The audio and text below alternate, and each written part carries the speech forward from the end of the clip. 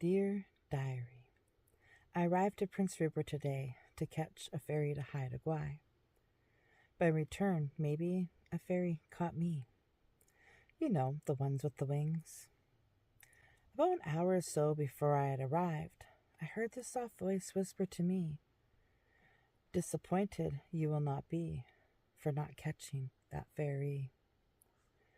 Well, I didn't catch that ferry. Disappointed I was not.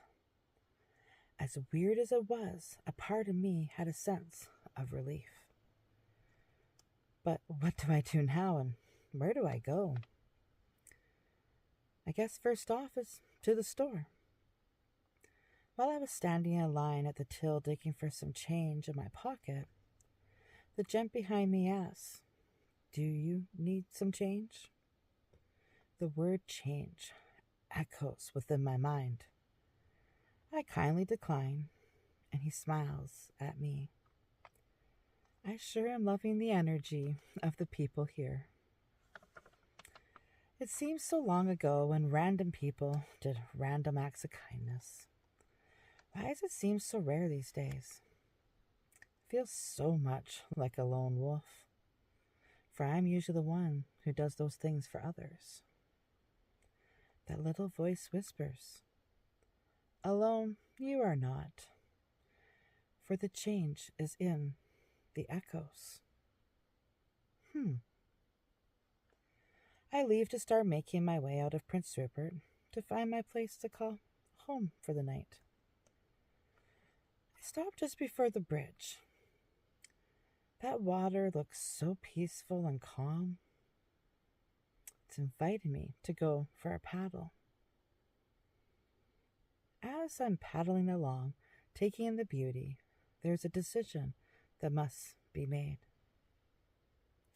Do I attempt to catch the ferry tomorrow and go to Vancouver instead and earlier than planned? Or I hear an eagle up in the tree above. It seems to be chattering to me, like the echoes of my past.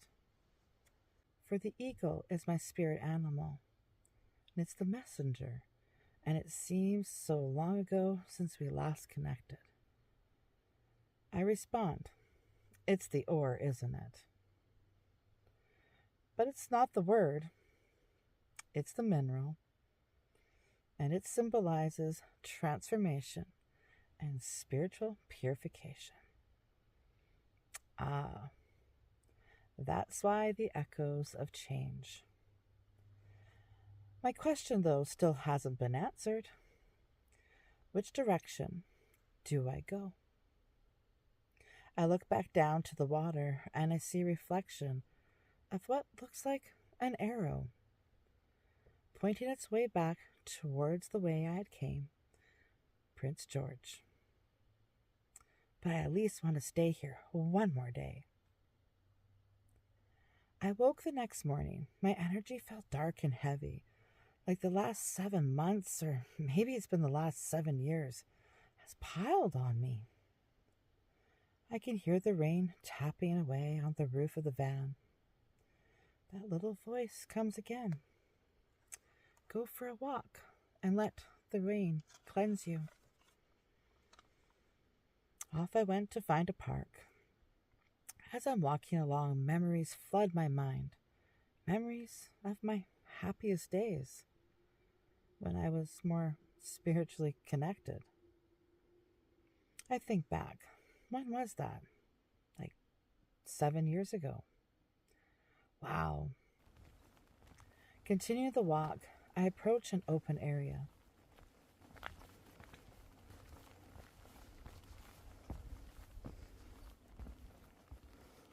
Oh, wow. Isn't this just like otherworldly? Holy.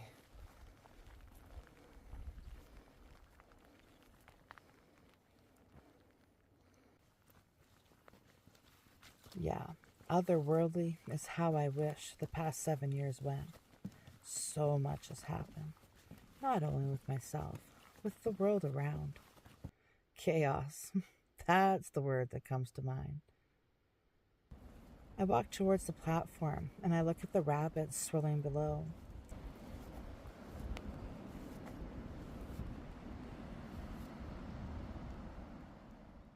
I can feel a churning inside, right in my heart center. I take a deep breath in and exhale out. And I continue on the walk, taking in all this West Coast feel of the rainforest. It hits me. I miss home. Not my van home, not my parking spot for the night home. My home, where I was born, raised, and lived most of my life. Something about that place, even though all I want to do is sail away every time I'm there.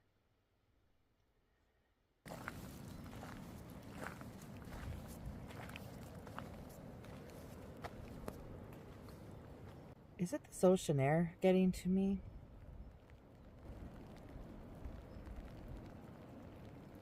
Or this cold, murky, rainy day? Maybe it's the trees.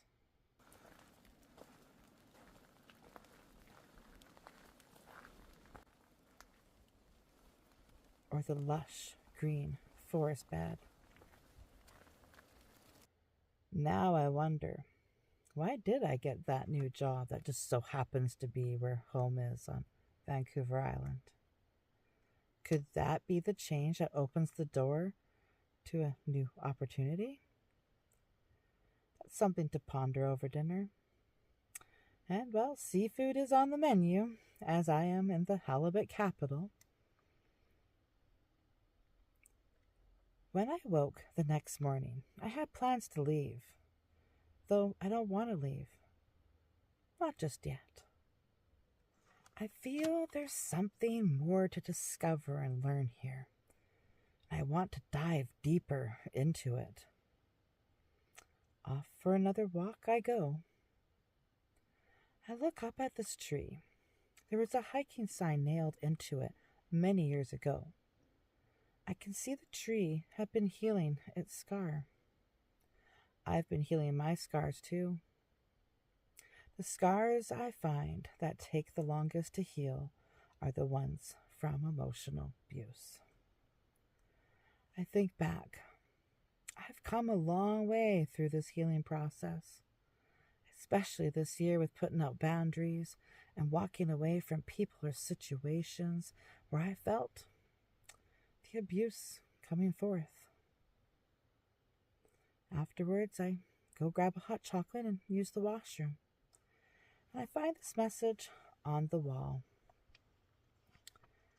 I am wise because I learn from my mistakes.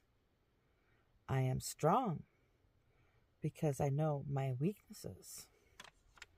I am beautiful because I'm aware of my flaws. I can laugh because I know sadness. And I am a lover because I have felt hate. Another day, another walk. I'm following a path to what is now a paintball range, but once was a sanitarium.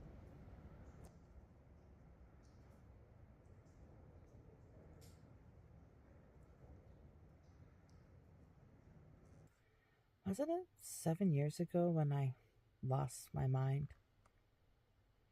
I think about the numbers 7. There is the 7 stages of grief. Oh, but there is the 7-year cycle to rejuvenation. What does that mean? Well, reflection, new goals, spiritual exploration, and stepping out of the comfort to embrace change. Interesting. I wander around, saying a prayer for those who had spent time here in the sanitarium. Why is it the most beautiful people, and even the most beautiful places, that have the darkest stories and secrets? I make my way inside. My head turns as I hear the creak of the door as it slowly opens. I feel it's an invitation to come through, so I do, and there I see the writing on the wall. A time out to care for us, I never could, and teach us how to love ourselves, we never would. Love ourselves hits like a chord in my heart. I can feel that faint pain where it once felt like stabbing wounds. I had suffered from broken heart syndrome, and I was mentally crippled with the sorrow. It took a year for my brain to function normal again, and throughout that year, I pretty much lost it all. My sticks and bricks, relationships with family and friends. All I had was my amazing massage clients. They were the ones who healed the healer. Through that, I learned I needed to give myself the same love I give to others. But have I been doing this? Not as much as I should. Maybe it's time to do so again. I notice in the lower right corner the number 444, which represents that I'm on the right path. And I stop for one last prayer, asking to never feel that pain or that loss of control again. I'm really getting into this daily walking thing and the little messages I'm receiving. It's bringing me back to my happiest days. Today's walk takes me to Rushbrook Trail. Here comes that little voice again. You must slow down. If you rush, you might just miss what's coming around that corner.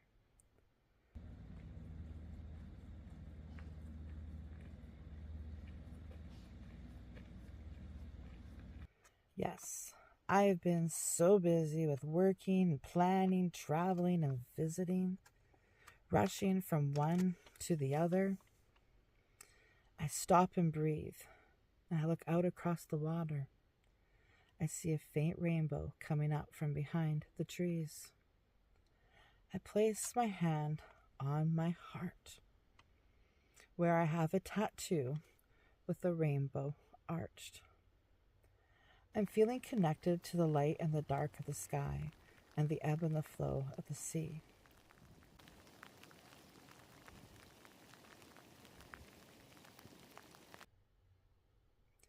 It's my last morning here. The weather is about to change and the snow is coming. This has been an amazing visit, connecting with my ancestors. I've heard their messages, and I will heed to them as I continue on my journey. I head to the store, and a raven greets me.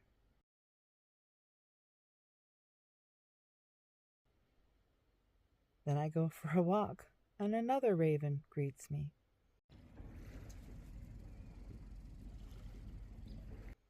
There must be a couple more messages. I turn around and look across the dog. I wander over, and I see the beacon. That little voice whispers, "You are a beacon of light." Now, I've heard that phrase before, but what does it really mean? So I grab my phone and look it up. Wow, that's a powerful compliment. It's stating I'm a source of guidance, hope, and inspiration to others, especially during difficult times. I have helped many of people. I continue down the waterfront to a little historical section of the city.